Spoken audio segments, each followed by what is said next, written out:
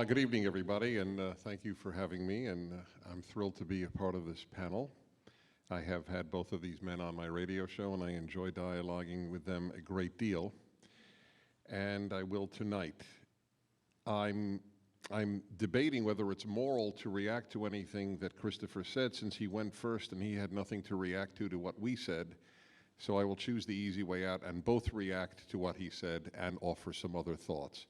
And I will react immediately in this way. He said, and if I jotted it down quickly enough, if you are prepared to believe that, namely that there is a good God who governs the universe, created human beings, and so on, then you are prepared to believe absolutely anything. In reality, what I have found in my life is that the people who are most prepared to believe anything idiotic are the secular. In the United States of America and Western Europe, you are far more likely to believe nonsense if you are a secular human than if you are a religious Jew or Christian. The nonsense that religious Jews or Christians may believe in, and even assuming it is nonsense, is quite constricted to a handful of theological premises.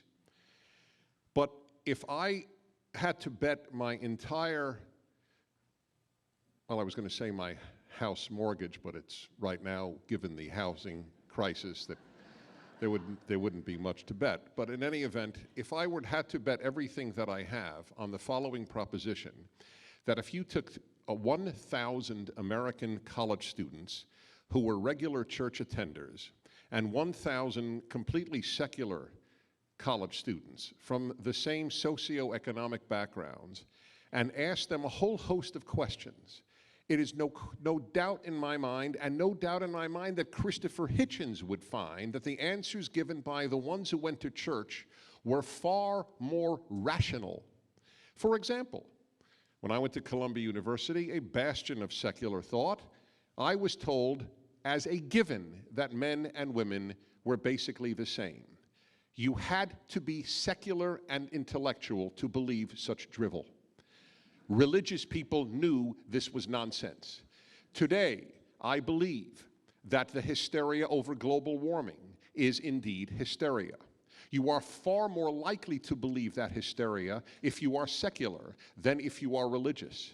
G.K. Chesterton was entirely right, entirely, that when people stop believing in God, they don't believe in nothing, they believe in anything. The track record of the secular world's belief in idiocy overwhelms the Judeo-Christian world's beliefs in idiocy. And that's the only world that I am defending tonight, and specifically the Jewish one, the Jewish conception of God, but I will take the Judeo-Christian, Western European, and American right now as my model for a person who is far more likely to believe rationally about life and morally about life. I was also taught at Columbia University that the United States and the Soviet Union were morally equivalent. Religious people didn't believe that by and large. The secular believed that. As for the track record of morality, which we'll get to later, the secular make most religious people look like Boy Scouts. The record of secular, of atheistic murder, torture, mass murder, and mass torture dwarfs all the religions in all of history combined. And that's in only 100 years of communism and Nazism. So I don't know where he got that from. If his issue is who's more likely to have rational conclusions about life, he has no good neighbors. He is stuck with a world that when it drops God, it drops wisdom. There are good people who are atheists and there are twits who are religious, but there is no wisdom in the atheist and secular worlds, none. That is why we live in the age of stupidity in America today. The age that does believe that if you give a girl trucks, she will grow up to play with trucks. And if you give a boy dolls, he will grow up to play with dolls. Only the secular believe that. The religious scratch their heads how people could believe such nonsense. Now, as to the larger issue of God's existence. To be an atheist is to believe that everything came from nothing.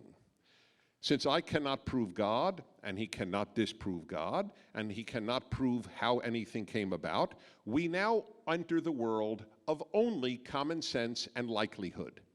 On the issue of common sense and likelihood, I simply ask you if you believe that it is more likely that everything, and I mean everything, came about on its own.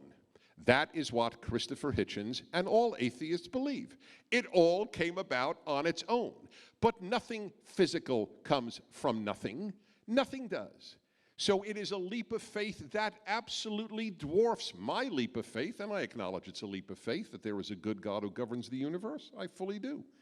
I accept Rabbi Milton Steinberg's great statement, which I will offer as in just a nutshell form. I will paraphrase. The believer in God has to account for one thing: the existence of unjust suffering. The atheist, however, has to account for the existence of everything else. That is so powerful to me as to be inherently persuasive. I fully acknowledge the weakness in the religious belief. I fully acknowledge it. That if I believe there is a God, I have to somehow deal with children with cancer and tsunamis and so on. And every religious person acknowledges that difficulty, or every thinking religious person. But the atheist has to account for everything else. We went from nothing to Bach is a belief that he has. That's rational. We're the ones who make strange, irrational leaps of faith, not the atheist. Yes, we went from absolutely nothing, or even for that matter, from a rock to Beethoven's Ninth on its own. Okay? If you believe that, I conclude, then you are absolutely prepared to believe anything.